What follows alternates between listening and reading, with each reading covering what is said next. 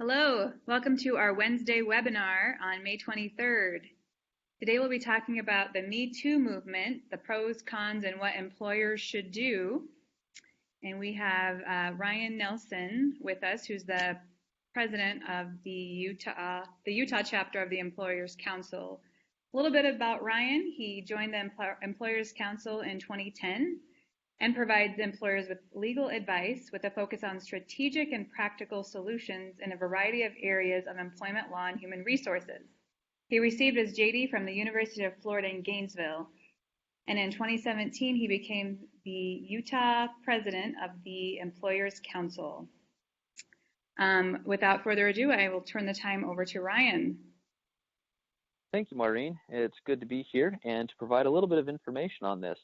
So the topic of harassment, specifically sexual harassment, has been the common theme for employers for the last 5 to 6 months. And frankly, the Me Too movement has produced some very admirable and remarkable changes in the workplace. And that's a benefit to employees, and it's a frankly good benefit for employers because it's forced these issues to the surface. So as we begin today to explore this topic and talk about what's happening and what we need to do in the workplace, I want to recognize that, again, there are a lot of good results that have come from this movement. And a couple of those specifically are, first, the fact that an employee now feels empowered and feels that there is weight behind a complaint that he or she may make about inappropriate behavior in the workplace. That is huge because one of the detriments to the complaint process that employees typically complain about is no one's listening. I'm not being heard. and if the employer does respond, I don't feel like they're paying the attention needed or necessary to my concern. The Me Too movement has flipped that on its head, where employers now recognize, because of the media blitz and the attention, that they have to respond to these types of issues, and they have to do so in a way that's appropriate. But by extension, the publicity and the public opinion or trial by public opinion that has resulted from this Me Too movement is a significant detriment to both employees and employers. And let me explain what I mean by that. An employer has an obligation when it receives a complaint of harassment or discrimination or retaliation to promptly and thoroughly respond to that complaint and draw a conclusion based upon an investigation. Well, what we unfortunately now have a tendency to conclude is that as an employee, if I make the complaint, heads should roll, consequences should follow, and they should do so immediately. Well, the challenge there is an immediate result negates or excludes the employer from that critical step which is in between the complaint and the consequences, and that is the investigation. The investigation is an essential part for the employer to, one, understand what's actually happened, and second, respond to it in a way that is appropriate, but also promptly and thoroughly. So the title of the webinar today is, again, the Me Too movement, the pros and the cons, and what, frankly, you as an employer should do about it. So with that, let's begin. As we talk about behavior in the workplace, excuse me, one of the things that's critical to understand is that there are different types or classifications of behavior. And this slide illustrates two of the three types of behavior that can occur in the workplace. The first type of behavior, which is not listed here, but that's just the hellos, the how are yous, how was your weekend. It's normal human interaction between employees. That is perfectly appropriate and frankly acceptable. Most employers encourage it or do programs or outreaches or facilitate that type of communication because they want their employees to know each other. You spend a lot of time at work. It's important that you know the people that you work with beyond just an employment, job-related relationship. But we can also have two other types of behavior. And what we see here on the slide are those two additional types. The first one on the left is what we call inappropriate. Now, inappropriate does not necessarily mean illegal behavior. Inappropriate is behavior that the employer defines as a standard. And what I mean by that is, for example, you as the employer could say, here at our employment, we have a dress code, or we have a safety standard, or we have an attendance standard. Those are standards that you as the employer create and also enforce. So you can say what is inappropriate or appropriate for your workplace. Those standards will change depending on you as the employer. At some point, however, behavior in the workplace can cross a line. And it crosses a line and steps into the illegal area when behavior that employees engage in touches on or relates to a protected class and creates, in effect, an environment of harassment. Now, harassment is a term of art. It means behavior that the law, federal or state, defines as off limits and unacceptable in the workplace. Illegal is a little bit different from inappropriate in the sense of, if it's illegal, you as the employer do not have the option to pick and choose whether you get involved and eliminate or address the behavior. If it is in the illegal space, you are obligated as an employer to address the behavior, again, with an investigation and a prompt and thorough response. We'll talk more about those details in a little bit. Now, harassment is a form of discrimination. It is one of several forms of discrimination. Discrimination, if you will, is the category, and there are a variety of subcategories under discrimination, harassment being one of them. Sexual harassment is another.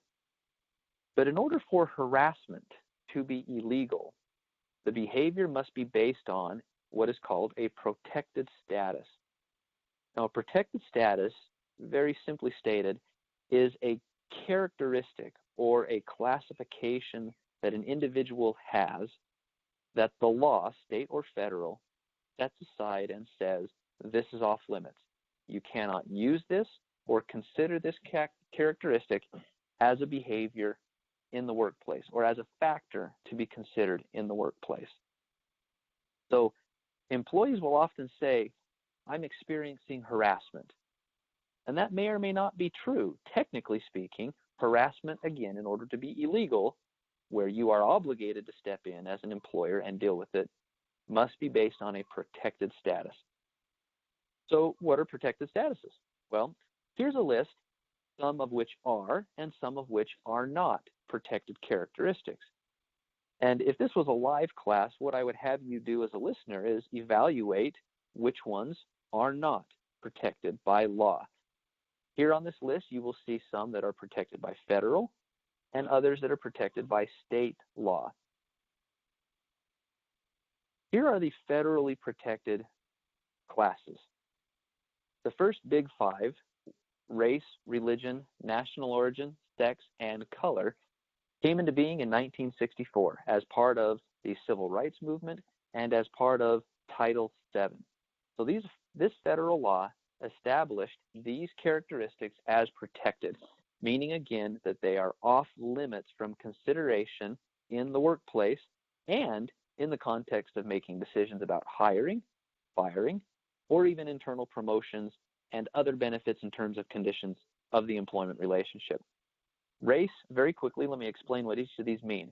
Race refers to, for example, your ethnicity: Caucasian, African American, Hispanic, Pacific Islander, Native American. Those are all examples of race.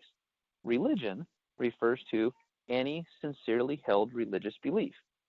Not a religious belief that is a well-known denomination, but something more broad and inclusive. Again, any sincerely held religious belief that touches on or relates to beliefs about deity, why we are here, where we are going, purposes of life, things like that.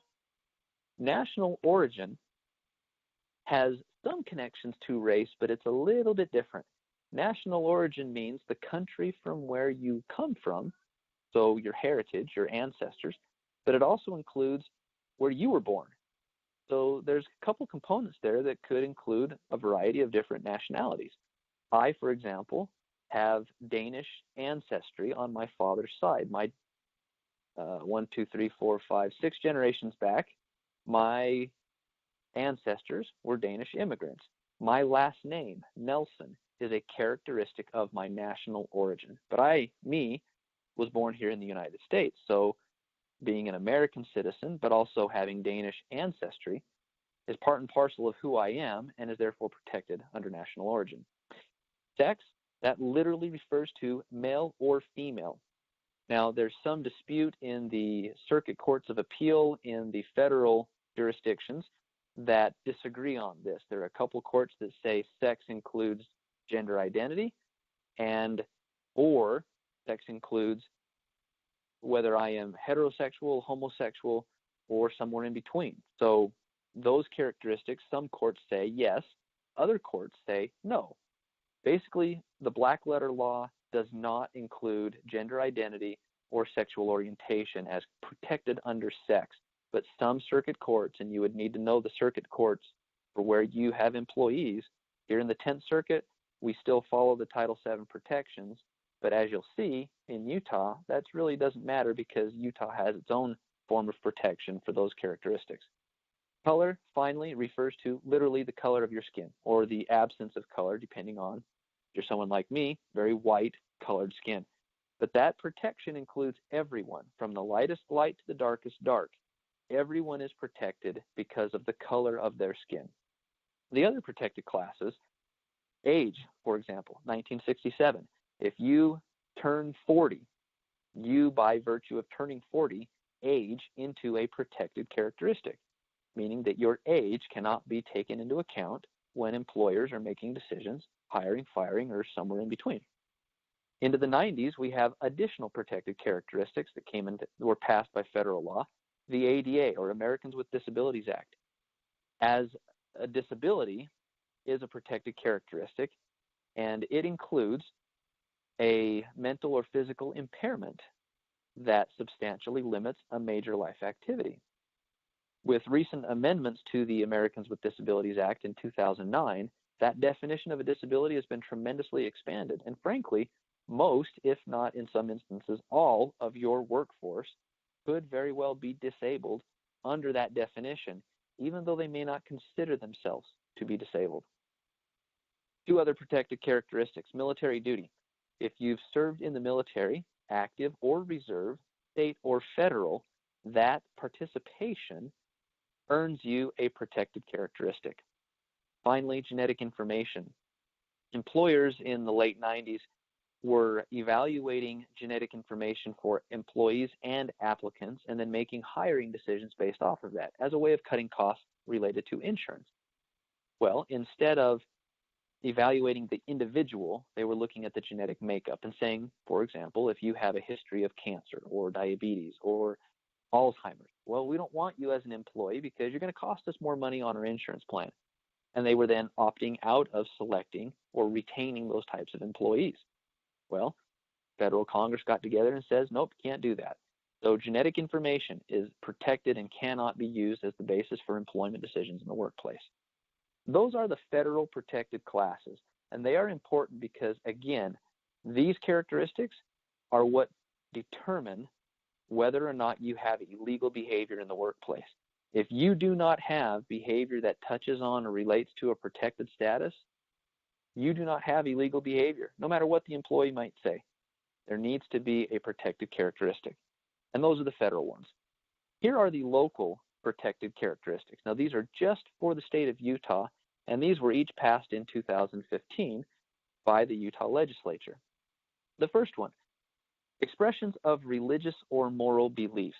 What that means is, as an employee and in some instances as an applicant outside of the workplace, I have the ability, because of my constitutional rights of free speech and religion and even association, I can express religious or moral opinions or beliefs as long as they don't interfere with legitimate interests that the employer has.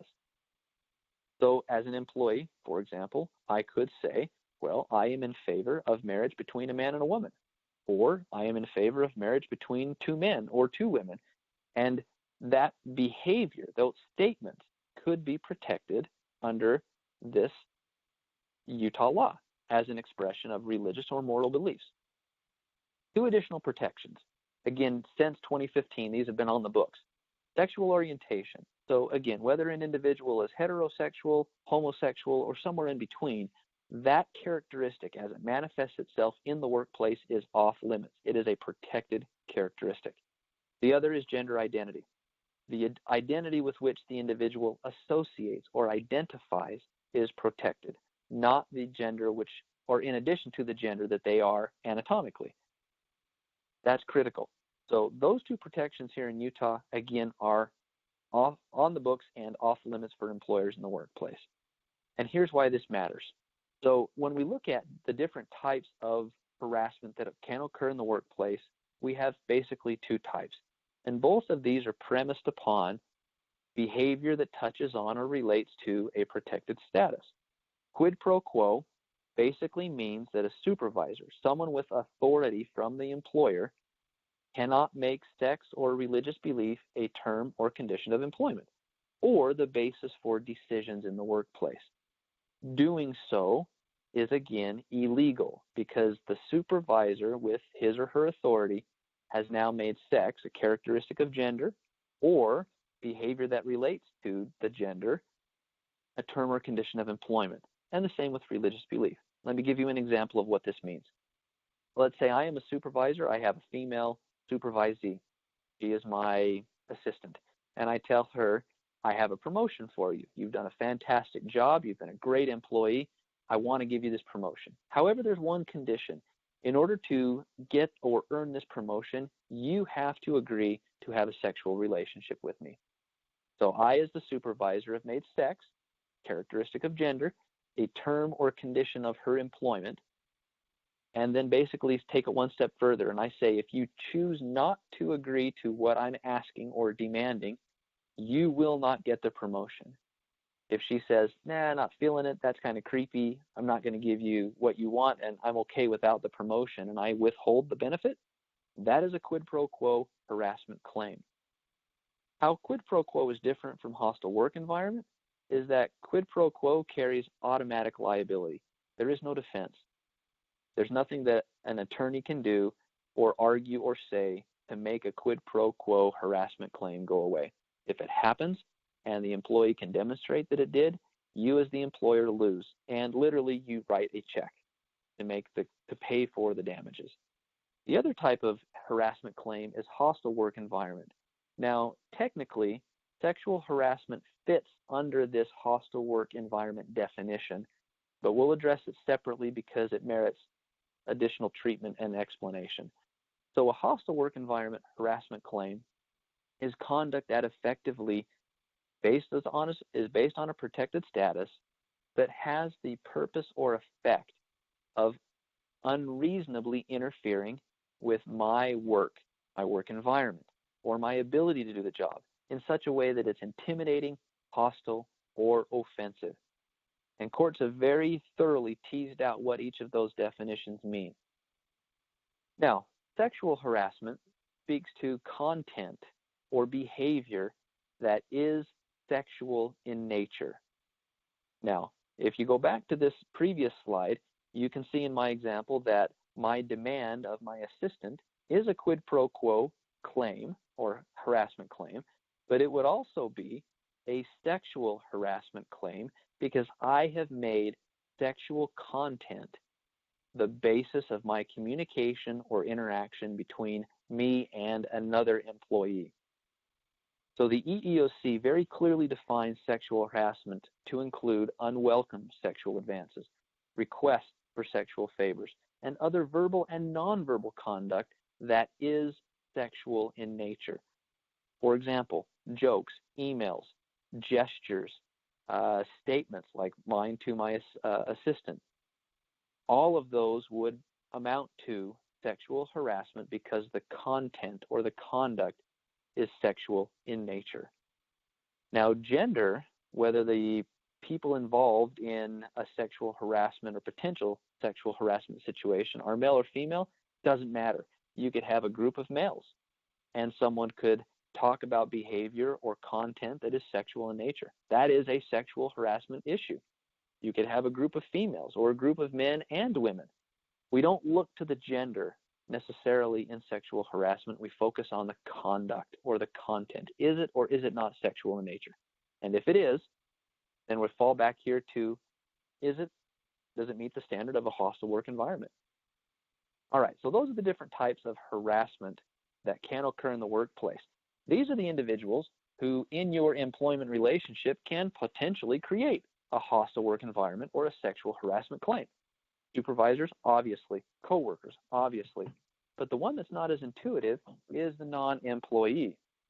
A non-employee, someone who is a guest onto your property, can create a hostile work environment claim if they treat employees in a way that is, again, hostile, offensive, or intimidating, and is based on a protected status, such as their race, their age, their gender, national origin, characteristics like that.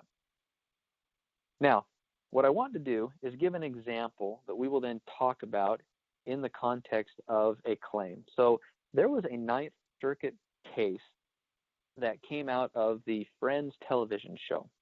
Now, Summer was a comedy writer's assistant for the Friends television show, and she was specifically told when applying for the job that this position does the following. You will sit in a room with the writers as they discuss back and forth content. The content does relate to anatomy. It does relate to sexual orientation and sexual content, sexual nature. And we make jokes about that. We make jokes about gender. We make jokes about body parts. We talk about these things, but it's for the purposes of creating the script for the dialogue in the Friends television show. Now, during the interview process, they asked Summer, after explaining this job, do you want the job? And Summer said, yes, I do. Now, at a later date, Summer was terminated because, frankly, she was not doing a very good job of writing the jokes, doing her job functions. And she turned around and said, you know what? Based on the conduct that I've witnessed, that I've been exposed to, this is a sexual harassment claim. And that made it all the way up to the Ninth Circuit Court of Appeals, where the court dismissed the case and said, basically, that Summer, you don't have a case. Let's talk about why. So in order for a hostile work environment claim or illegal behavior to exist in the workplace, there must be 4 elements. And these 4 elements are listed here. The first, of course, as I mentioned before, is that there is conduct based on a protected status. You as the employer, when you receive a complaint, this is the analysis effectively that you are required or should be making. First question we are asking, is this conduct, whatever the complaint is, based on a protected status? Now, in Summer's example, she complained that in sitting in these meetings with these other writers and with the statements that they are making, they're talking about content that is sexual in nature. And that therefore is a sexual harassment situation. And the court said, okay, we'll agree with that because it's a very low standard, so to speak. It doesn't take much to get us into the protected status arena. For example, as a different example, consider this. If I say to a coworker who happens to be 65 years old, if I refer to him as, hey, old man, or if it's a female, hey, old lady, that in and of itself, that simple statement is conduct based on a protected status, and you've met the first part of this test. So once you do, you move to step 2. Step 2 is a subjective test. We are looking to and asking a question of the individual complaining of the behavior. Is it unwelcome to you, the individual? The way that this test is designed allows for variation in what an individual may or may not be offended by. When I call someone who's 65 an old man or an old lady, they may not find that offensive. And if they do not, therefore, it would not be unwelcome under this second part of the test. But if it is unwelcome, and in Summer's case, she said that it was, we then move on to part 3. Part 3, the unreasonably offensive step, is an objective test. We're not looking to or asking anyone what they think. Rather, we are evaluating the circumstances from the perspective of an objective person. So courts are pretty good at taking the circumstances and then plugging them into a situation where they can say, would an objective person, someone who's no skin in the game, so to speak, would they be unreasonably offended by this circumstance if this behavior happened to them? And that is the most difficult part of this test. What often I see is employers want to quickly jump to this statement. Well, it doesn't bother me, therefore it's not unreasonably offensive. Well, that's not the test. The test is, again, objectively, would the behavior that's being complained of be unreasonably offensive to an objective person? And if it is, we then move to number 4, severe or pervasive. In other words, is the behavior complained of? Is it severe? Is it egregious? Is it so shockingly offensive that it requires an immediate response? Or is it pervasive? Pervasive could be something that happens every now and then, here a little, there a little. It's not any one instance that makes it offensive. It's the fact that it occurs repeatedly. So pervasive focuses on frequency. Severe focuses on severity, or how egregious the behavior is. Each of these 4 elements are required for there to be illegal harassment in the workplace. If you miss any one of these steps, your conduct, or the conduct being complained of, is not illegal.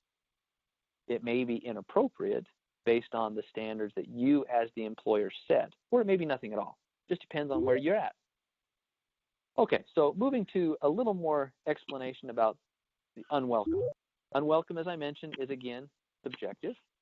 The questions that we ask, though, and consider are, is the person who's complaining of the behavior, did they invite the behavior? Did they participate in the behavior? So we're looking specifically to, again, evaluate, did the person engage in or invite or welcome the behavior? And if they did, it's more difficult for them to say that, well, it's unwelcome. Also, employees can change their opinions about behavior in the workplace. So, for example, once a boundary has been set, you've now basically told the employer or coworkers that, hey, this behavior is not okay with me. It's unwelcome. However, the converse is true. I can say, you know what? I went home this weekend and I found religion, and I came back on Monday, and what was okay on Friday is not okay today. And I'm telling you that that's not okay today. As an employee, I can do that. My standards of what is acceptable or welcome in the workplace can change. But what cannot happen in order to be unwelcome is an employee saying, yes, it is, no, it's not. Yes, it is, no, it's not. You can't flip-flop back and forth. The employer needs to be consistent in that respect. Now, when we look at how do I make a complaint for unwelcome behavior? Well, as the employee, I have a couple options. First, I could approach the harasser, the person who's doing the behavior that I'm not okay with. And I can tell them, you know what, knock it off. I can also go to my manager or HR, someone within the company who has authority to investigate or respond to these types of complaints. What employers cannot do is require their employees to make a written complaint, for example, or you cannot require the employee to confront the harasser. The employee needs to know that there are options available to them to address the behavior, and employers do this by having a written policy, something that is circulated and given to the employees at hire and then at regular intervals throughout the employment relationship, so that the employees know and understand. If I have a concern, I can talk to Susie or Bob, whoever that might be, about my concern, knowing and trusting that that individual will then take it and deal with it appropriately. All right, here's a slide that, again, illustrates a couple of other points about the unreasonably offensive standard. As I mentioned, again, it's an objective test. When I say totality of circumstances, what that means is, again, we're looking at all of the factors surrounding the interaction and the behavior that's complained of. We'll look at the genders of the individuals involved. We'll look at the work relationship. We'll look at the interaction that they may have on social media or outside of the workplace. All of that in the context of trying to get a sense of, what would an objective person who's in this circumstance feel about the behavior? We also specifically factor in the protected status of the employee. So if I am a female complaining about gender-based discrimination or gender-based harassment, we're looking at this test from the perspective of a reasonable, objective female. Last part, again, is the pervasive or severe standard. And this illustrates, again, severe being, it could just be one instance that is really, really bad. Alternatively, it could also be pervasive, which is frequency, measured generally over time. Now, in order for there to be pervasive behavior that meets the test that we've discussed, the employee has to say up front that this behavior is unwelcome. There needs to be a demonstration that the behavior is unwelcome, and then it continues after that in order to meet the pervasive standard. Once an employee has met those 4 parts, and as an employer, if you are investigating and determine that these 4 steps have been met, you have an obligation to act. You have an obligation to deal with and eliminate that kind of behavior from the workplace. I'll talk a little bit more specifically about that in a minute. One other thought to consider, though, retaliation. In each of the federal and state statutes that we discussed before that create these protected statuses, they also have protections to employees against retaliation. Now, if you have children, and I have a few, you quickly understand what retaliation means. My 2 kids, I have the 2 boys in the middle, number 3 and number 4, and often one will do something to the other, and the other then turns around and hits the one, and then the one turns back and hits the other. That's retaliation. Well, in the context of the employment relationship, the law precludes that or makes that behavior illegal when your employee engages in a protected right, such as, I'm telling you that this behavior is illegal, that this behavior has occurred in the workplace, and I want it to stop. So when an employee exercises that legal right to complain about harassment or discrimination, they have now earned a protection from retaliation. And that retaliation, in order to be illegal, must rise to this level as described here below. It needs to be materially adverse. So what I am doing to you as an employee has to be such that it would dissuade a reasonable worker from making or supporting a claim or complaint of discrimination. Here's an easy example. Let's suppose that I own a company and I have employees, you all work for me, and one of you makes a complaint that says, hey, you, boss, by how you interact with us, how you treat us, how you talk to us, you are creating a hostile work environment because you happen to be one ethnicity or gender and we happen to be another. And we're telling you that that's not okay. We're not okay with that. And I say, okay, fine, I'll deal with that. But then I take the person who's complained and I make that person suddenly do the dishes or wash the toilets or scrub the bathroom floor because, well, we're making some cost savings here and I want this person to do that instead. That's now part of their job. Well, if you knew this had happened, would you hesitate or would it dissuade you from making or supporting a charge of discrimination? If you hesitate, the answer is yeah, that's probably materially adverse. So actions that an employer takes after a complaint is made, you have an obligation to ensure that that is not retaliation. Because if it is, you have a secondary issue that you need to address now and potential liability from that perspective also. Retaliation is broadly defined. It's not limited to just the 4 corners of your office or your workspace. It can include behavior that occurs outside of the workplace, such as social media or the company party at the city park or at the hotel. One difference, though, from harassment is only employees can engage in retaliation. Only those who are aware that there's been a complaint and aware of who it is can engage in that kind of behavior and retaliate against the employee. And those, of course, include supervisors and coworkers. All right, now, organizations that don't respond to harassment, and this is where the discussion really starts to hone in on the why you should care about this. Of course, there's always the liability concerns that float around when we think about harassment and lawsuits. Lawsuits are expensive. Administrative claims are expensive, and they cost not only money, but a lot of time. in managing and making them go away, whether that's you're vindicated or you pay because you're settling. But also, there's a different factor that you need to consider. Organizations that don't deal with harassment, that don't respond to it appropriately, we have found that the harassment becomes repeated and it also becomes more severe. In other words, it escalates. Employees feel, if you will, empowered that, hey, this must be okay. I'm going to keep doing it. And suddenly when it doesn't seem quite as funny as it used to, I do something a little more extreme.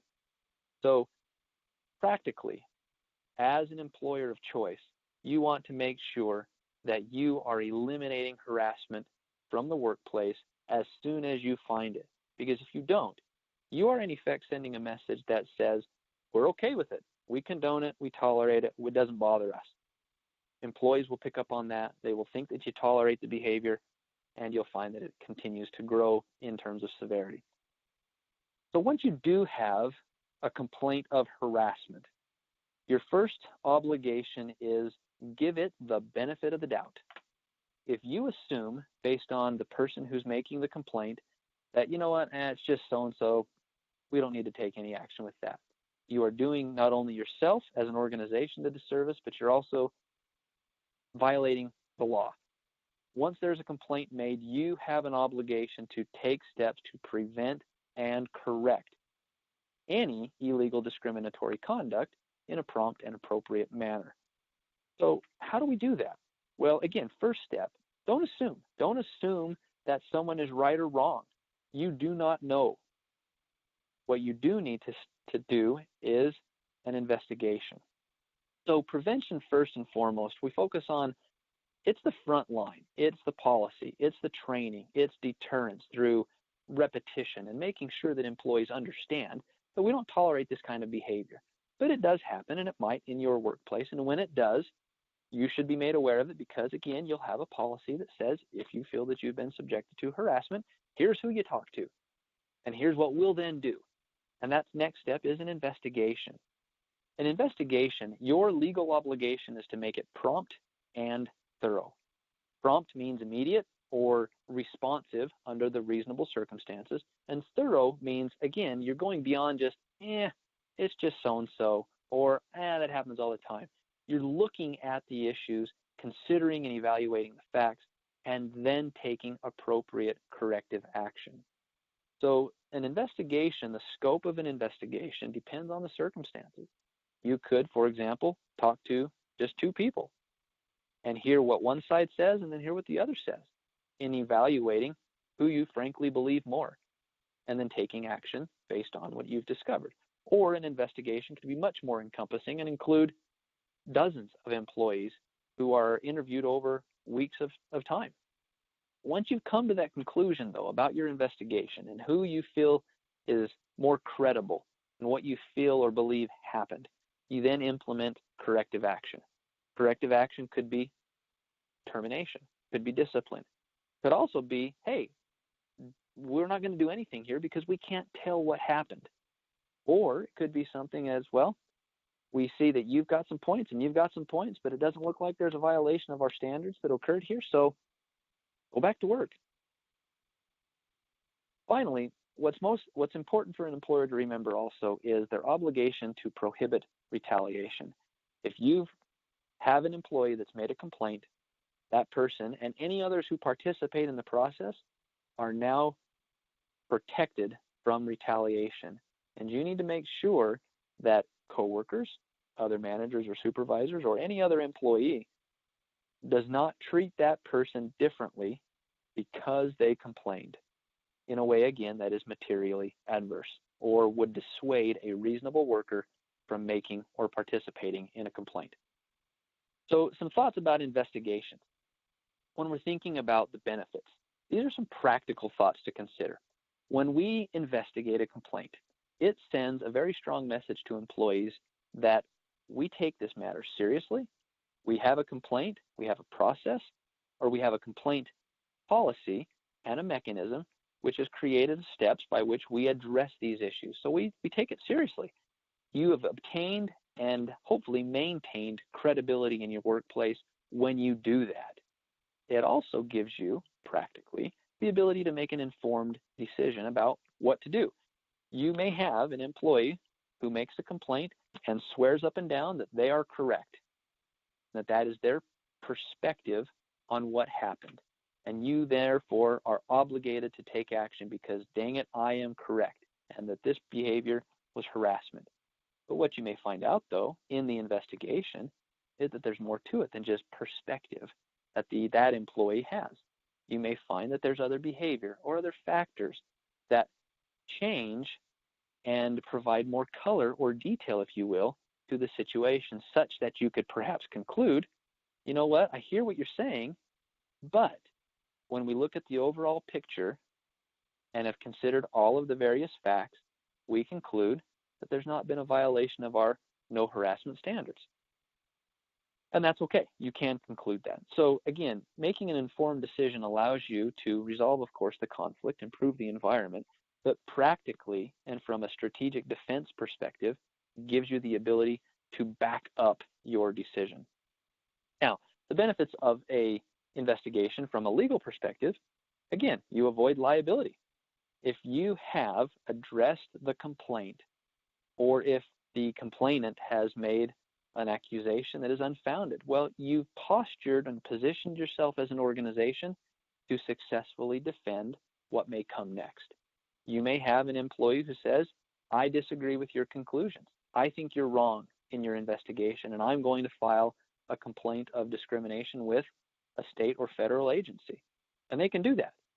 But a proper investigation gives you the ability to say, okay, we nonetheless have done a prompt and thorough investigation and are comfortable with the facts and the conclusions that we've drawn and the discipline or lack of discipline that we have implemented.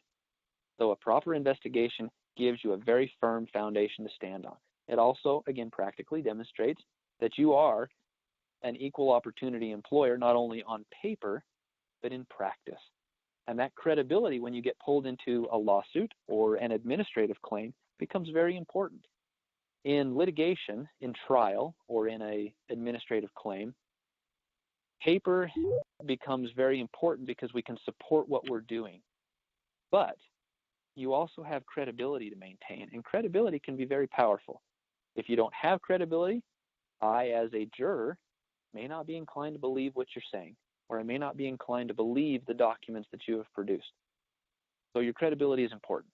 Also, if you do have a lawsuit, you potentially, as an employer, have an ability to create a defense. And you can create that defense by showing we've prevented and promptly corrected illegal behavior. That's a piece that's important. It's a kind of a last line of defense in a litigation lawsuit, but it's important that you, with perspective, establish that and put it into place. Finally, again, you're meeting your obligation to address behavior, but what you need to consider is the standard of liability for an employer that you knew or should have known of harassing conduct in the workplace. So if you've taken a proper investigation or made a proper investigation, you can say we knew about the behavior and you eliminate the should have known. In other words, what a court can do is a court can say, you didn't investigate. Had you investigated, you would have found out that this behavior was occurring. But because you didn't act reasonably as an employer, we are going to impute knowledge to you. In other words, we're going to assume that you should have known had you acted reasonably. Therefore, you're accountable for the behavior. And that's a scary legal standard. So again, an investigation eliminates that aspect and again, puts knowledge front and center for you. So what is a reasonable investigation? Here are some thoughts. I'm not going to go through each of these, but just highlight a couple. A reasonable investigation is prompt and thorough, but also objective. Again, starting from the point of give the complainant the benefit of the doubt. Start with the complainant. Get the information you need. Ask the questions that you need to understand what is the complaint, how is the behavior occurring in the workplace, when is it happening, how is it happening, who else may be seeing the behavior, and then spread the net a little wider. Talk with others who can provide objective, factual information to give you a well-rounded perspective on the behavior being complained of. And then once you've done that, take a step back, gather your arms around all the information, and start to make conclusions about facts. Did this employee say that to his coworker? Yes or no? And you establish that with the facts. So one by one, you're taking what the complaint contains, those factual allegations, and you're making conclusions about that. Did it or did it not occur? Finally, you're then going to document this process, documenting what you find, documenting the statements that the witnesses are making, having the paper that they may write their statements on. You're taking all of that together and drawing those factual conclusions, but you have the ability to back it up, and that's where the paper becomes important. Finally, after you've completed the investigation, no matter where it ends up, follow up with the people involved, especially the person who's made the complaint. They will want to know what the outcome or conclusion is. Now, you're not required to tell them, hey, we're going to discipline so-and-so with a termination, but you do need to make sure that they understand that we have taken prompt and appropriate action to address your concerns. And we perhaps have found or perhaps have not found that discrimination occurred, but you need to let the employee know. And also, of course, take appropriate remedial action based upon what you conclude happened from your investigation.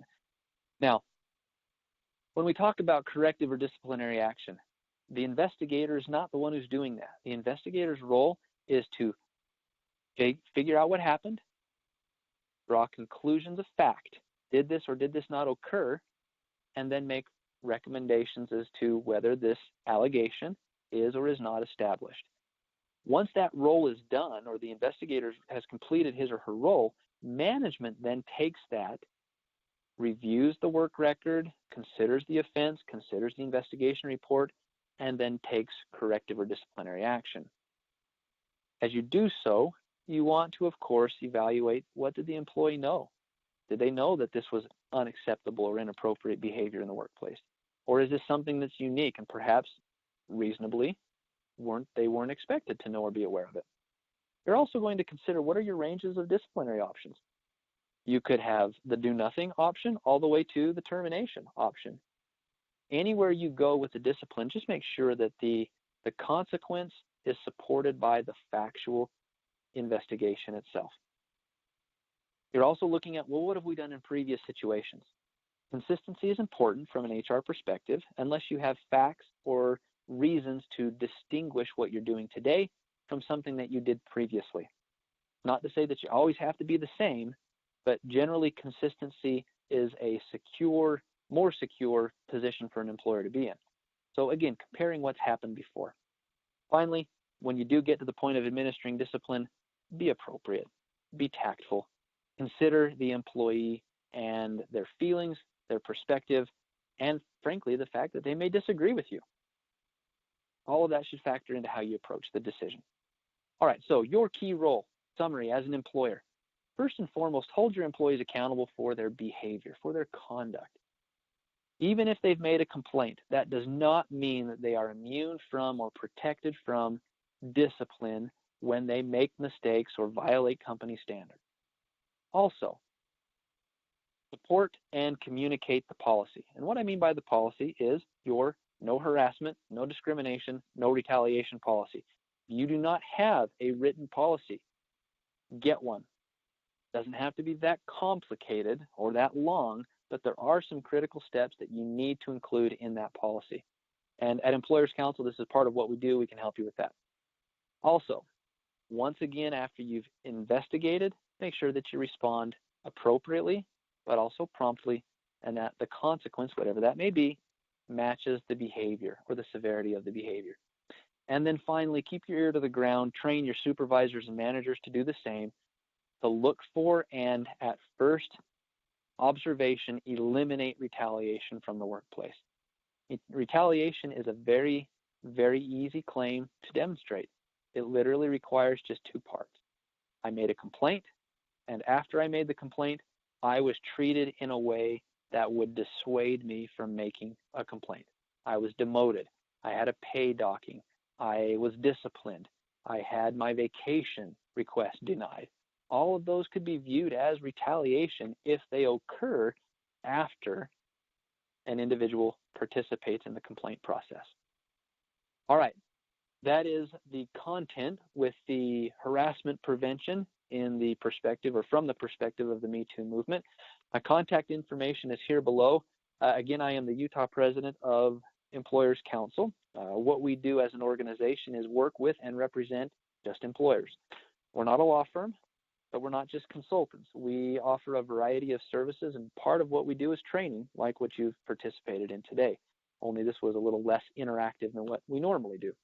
My contact information is there with my email address, my phone number, and also my social media platform, where you can see my blog, my Facebook, LinkedIn postings for some additional content.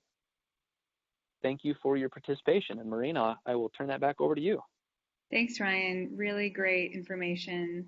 Does anyone have any questions? And if you do, feel free to type them in the chat box. The chat box should be on the right-hand side of your screen.